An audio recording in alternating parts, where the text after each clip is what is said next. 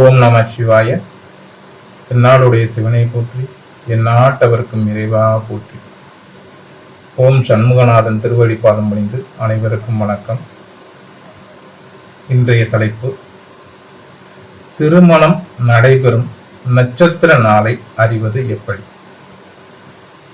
ஒவ்வொரு மனிதனின் வாழ்க்கையிலும் திருப்பு முனையாக இருப்பது திருமணம்தான்.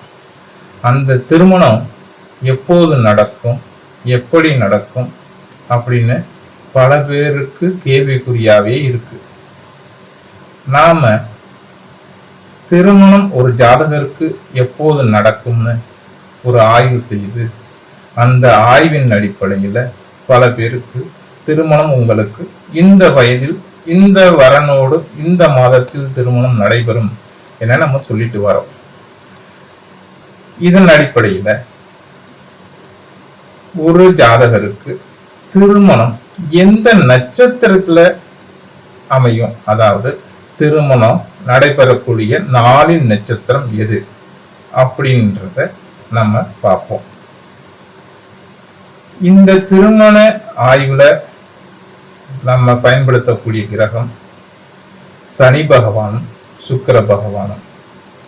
ஏனென்றால் சனி விம்சோத்தாரி தசான்னு சொல்லக்கூடிய 5 நிலைகள்ல, தசா, புத்தி, அந்தரம், சூட்சமம், பிரணவம், இந்த 5ல ஒவ்வொரு மனிதனின் செயல்பாடுகளிலும், அதாவது சராசரி இயல்பாக நடக்கக்கூடிய நிகழ்வுகள் அல்லாமல் ஏதேனும் ஒரு புது நிகழ்வுகள் நடக்கும்போது ஒவ்வொரு ஜாதகருக்கும் சனி பகவான் பங்களிப்புன்றது இருக்கு. இதனாலே சனி பகவானை வச்சு நம்ம இந்த ஆய்வு நடத்தி இதற்கு விவாக லக்னம் என்று பெயரும் சூட்டி, விவாக லக்னம் அமையக்கூடிய வயதுகளில் தான் திருமணம் நடைபெறுது என்று சொல்லி, சனியும் சுக்கிரனும் வலுத்தவர்களுக்கு இளம் வயதுல திருமணம் நடக்கும்னா, சனியும் சுக்கிரனும் இரு கிரகத்தில் ஒரு கிரகம் பாதிக்கப்பட்டு இருந்தால் அவர்களுக்கு மத்தியம வயதுல நடக்கணும்.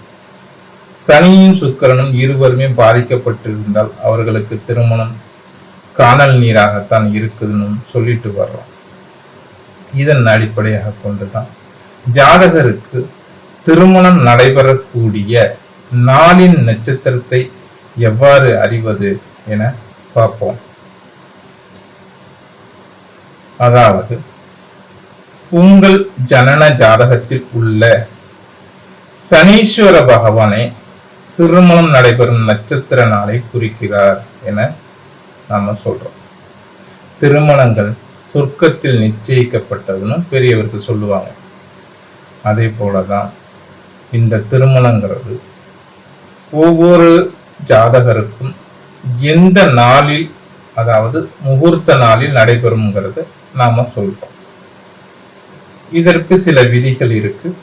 அந்த விதிகளை நான் ஒண்ணு சொல்றேன். சனி பகவான் ஜனன ஜாதகத்துல ராசி கட்டத்துல சுயசாரத்தில் இருந்தால், பூசம், அனுஷம், உத்திரட்டாதி இந்த நட்சத்திரங்கள்ல நின்றுச்சுன்னா அந்த ஜாதகர்களுக்கு அதே சனி பகவான் நட்சத்திர நாளிலே தான் திருமணம் நடைபெறுகிறது.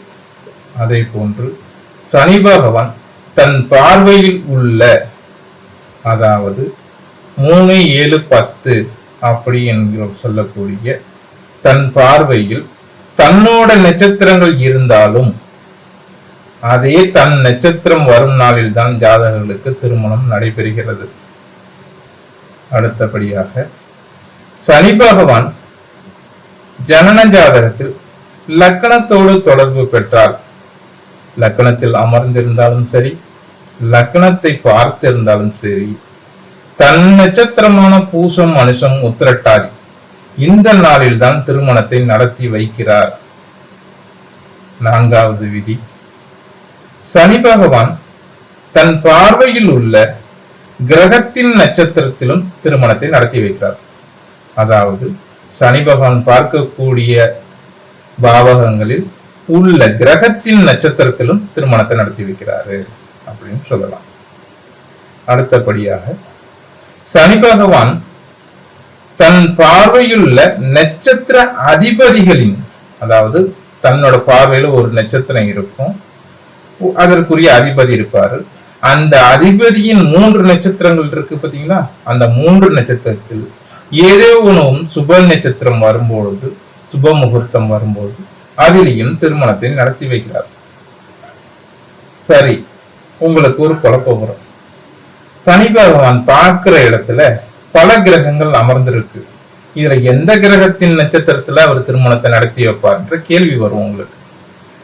அதில் சனி பகவானின் நட்பு கிரகமான புதன் சுக்கிரன் இருந்தால் அவர்களுடைய நட்சத்திர நாளிலும், அல்லது வேறு ஏதும் கிரகம் இருந்தாலும் அதற்கு சனி அமர்ந்த வீட்டிற்கு பாவ கிரகமாக வராத சூழ்நிலையில் அந்த கிரகத்தின் நட்சத்திர நாளில் திருமணத்தை நடத்தி வைக்கிறார். அதே போல் சனி பகவான் சாரம் கொடுத்த, அதாவது ஜனன ஜாதகத்தில் சனி பகவான் நின்ற வீட்டிற்கு அதிபதினு ஒருத்தர் இருப்பார்ல, அந்த அதிபதியின் நட்சத்திர நாளிலும் திருமணத்தை நடத்தி வைக்கிறார். அதே போன்று சனி பகவானுக்கு சாரம் கொடுத்த அந்த கிரகத்தின், சனி பகவானுக்கு சாரம் கொடுத்த அந்த கிரகத்தின் நட்சத்திர நாளிலும் திருமணத்தை நடத்தி வைக்கிறார். இந்த விதி அமைப்புகள் மனிதர்களுக்கு மட்டுமல்ல, தெய்வங்களுக்கு நடைபெறக்கூடிய திருக்கல்யாண வைபவங்களுக்கும் இந்த விதிகள் பொருந்தியே வருகிறது. மதுரை மீனாட்சி சொக்கநாதர் திருக்கல்யாணம், பங்குனி உத்தரத்தில் நடைபெறக்கூடிய முருகப்பெருமானுக்கு நடைபெறக்கூடிய திருக்கல்யாண வைபவங்கள், இதில் அனைத்திற்கும் கோச்சார ரீதியாக சனி பகவான் தொடர்பு பெறும் நட்சத்திரத்தில்தான் திருமணங்கள் நடைபெறுகிறது என்று சொல்லி விடைபெறுகிறேன். நன்றி, வணக்கம்.